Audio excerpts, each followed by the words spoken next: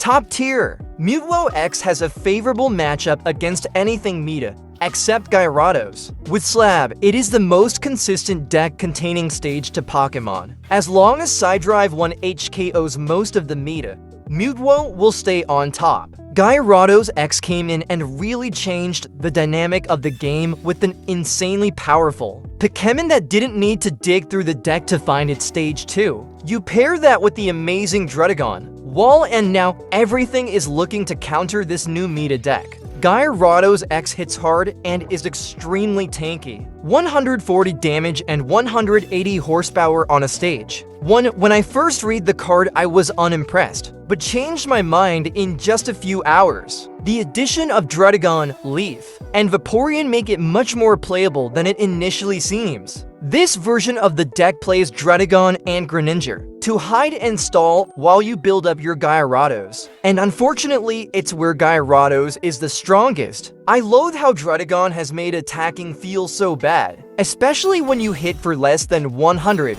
Even if you code Druddigon, your attacker will always have taken enough damage for Gyarados and Greninja to finish it off. Gyarados X dominates every matchup without a bench sniper. It doesn't even need Misty to find success, as Druddigon buys the time you need to set up. Plus, Greninja is good enough to handle certain matchups by itself. If you aren't playing against a Pikachu, Gyarados is your best bet by far. Sometimes Pikachu X attacks for 90 on turns 2, 3, and 4, and you just lose the game. Pikachu is the most consistent deck. It also has huge variation in how it can be built. The most popular version right now plays Zebstrika and Mythical Island's Electabuzz in order to snipe Magikarp and get around the Druddigon menace. Without many evolution cards, Pikachu X has always had the most consistent draw of all meta decks. Outside of Gyarados though, Pikachu doesn't dominate anything right now. Victory typically comes with slow starts from your opponent, or excellent energy placements throughout the match. This deck is hard to master, with many tough energy management decisions.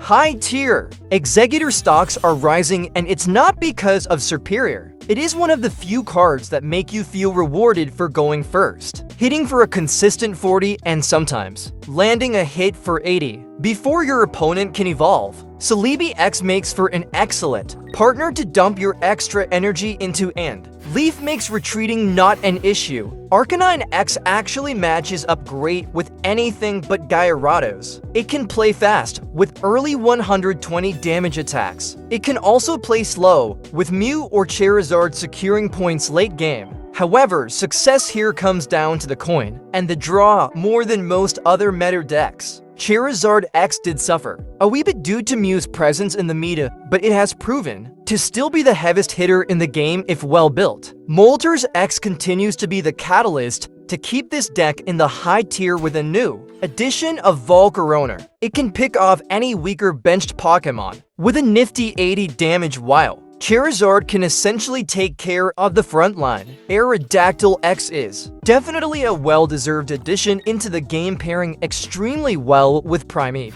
Marshadow, and Hitmonlee. Probably one of the best early game decks out there to be aggressive at the start and shutdown late game characters like Gyarados and Pikachu decks. Aerodactyl X doesn't necessarily have to be in the active bench, as it serves as a decent tank and evolution blocker to the opponent's active. The only downside to this deck is that it can run out of steam after the mid-game phase, where your opponent has a Gyarados half-built or Pikachu ready to go. Mewtwo also counters this deck heavily due to Primeape and Marshadow being at a type disadvantage. Apart from that, this deck is definitely consistent and deserves its spot in the mid-tier list for the end of the season. We are at the end game of the season now, where the meta decks are truly well established. Charizard X did suffer a bit due to Mew's presence in the meta, but it has proven to still be the heaviest hitter in the game if well built. Moltres X continues to be the catalyst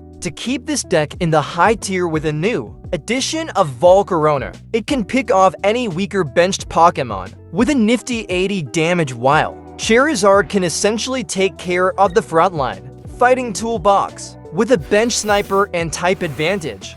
Fighting-based decks have excellent matchups in this meter. Pikachu and Gyarados both have a terrible chance against this one. The deck is helpless against Mewtwo though, and you'll have to face one of them eventually. There are so many ways to Greninja. With effective basic Pokémon in this meter, it's never been easier to put Greninja into your deck. We have a wall like Druddigon, and matchup-specific damage dealers such as Mew, Marshadow, or Tauros. With the right combination of these around Greninja, you can find yourself favored against many meta decks.